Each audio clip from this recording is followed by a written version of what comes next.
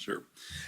Great, great experience. This is being able to play these games in October is absolutely invaluable, and we're very grateful that Coach Izzo allowed us this opportunity. It's really good for our program to kind of see where we stack up and toughness and rebounding and all these intangibles that are going to help us win championships. So we're certainly very grateful for the experience, and I thought our guys did a lot of good things, and we got a lot of good film. Hey, Coach, welcome back to East Lansing. I say this with all due respect. Seeing about up to the 4.5-minute mark, we were one of those Chuck Daly moments to say, hey, we can do this upset, you guys. We're really engaged on the bench and whatnot. Talk about what it's like to feel like you're on the cusp and feel like there's an opportunity and to take it from there and go from there. Yeah, I think, this is year 3. I say when you kind of take over a program, you kind of get there and there's an expectation to lose, and then you kind of create a belief to say, hey, maybe we can win if we do X, Y, and Z. And now we're kind of in this stage of our program now going into year 3 of it where we expect to win, and that was kind of our mindset coming in here is, hey, it's our 5 and their 5, and we have the utmost respect for the program and the legacy here. But the ball goes up in the air, we expect to compete with everybody. And so that's the mindset of our guys. And I thought that swagger, that mindset was probably most proud of with the guys. Coach, how cool was it, obviously despite the loss, how cool was it to see, Sam Towns back on the court after missing all of last season and just how well he performed today? How cool was that for you? Yeah, I just told my ops guys, they said we need to get on Amazon and order as much bubble wrap as we possibly can. He's been, the last 2 years we lost him, and he's so valuable. It was a blessing that he believed in us and came back for another year. And this is what he's been doing. This is what he's done in practice. This is what he was doing last year. He was 4 for 6 from 3 and playing that position, which is a critical position for us. He brings toughness and playmaking, and he's really developed. So his development is what we're probably most proud of. Over here on your right, what does it take to beat a Tom Izzo team on the boards like that?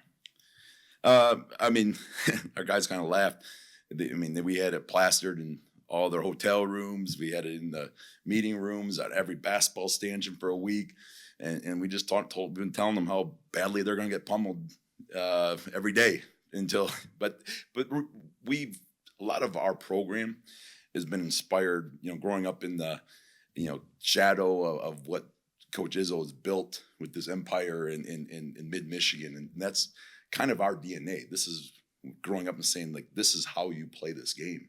And so we kind of embody that too. We've always been a good defensive rebounding team.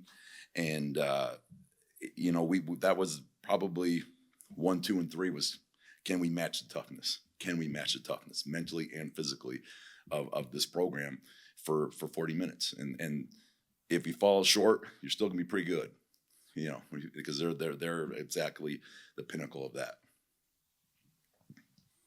Hey, Todd. Last year, you're ahead with 5:38 to go. Tonight, tied late in the second half. What do these kinds of competitive games do for your program? And if you play any better next time, is Tom going to quit playing you? I sure hope not. No, it's so good for us because it's what we kind of aspire our program to be. So it's kind of like, okay, here's where that bar is, and if we can do these things and do it well here, then this will translate to our non-conference. This will translate to the MAC, and so that's the reality of it. And we want to be competitive. We want to get over that hump. We talked about in the locker room. We can't miss these free throws in a game like this. You can't have 3 straight empty possessions when you get the game tied, where we kind of lost our mind for a minute. We just did, some of those decisions that we make that come with this irrational confidence, I call it, also leads to sometimes irrational decisions. So we've got to find a balance with that. Coach, what do you think are the biggest ththings you learned out of your team today, especially in the new players that saw the court for the first time against an opposing team? Yeah, they didn't blink. Yeah, that was what we wanted to get. We started a couple of Division II guys. We had JUCO guys, some freshmen, and they didn't blink.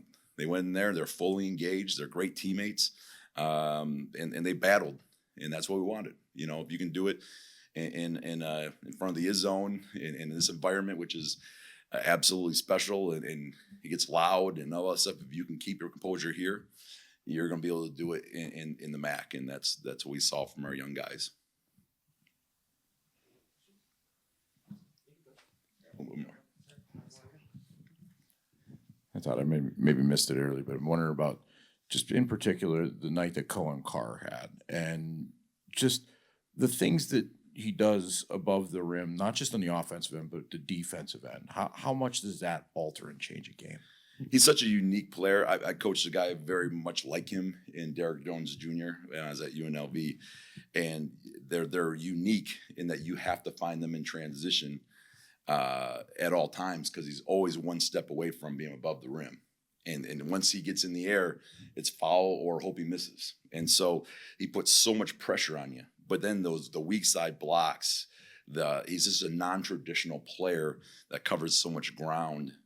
And then he's effective on the glass. And now his physicality and the player development that they've done with him is off the charts. And it just flies off the screen to see how he's developed since high school. And hats off to them because he's an absolute weapon out in the half court and in transition. So he's going to be a problem. He's going to be a problem for more than just Bowling Green, I think, this year.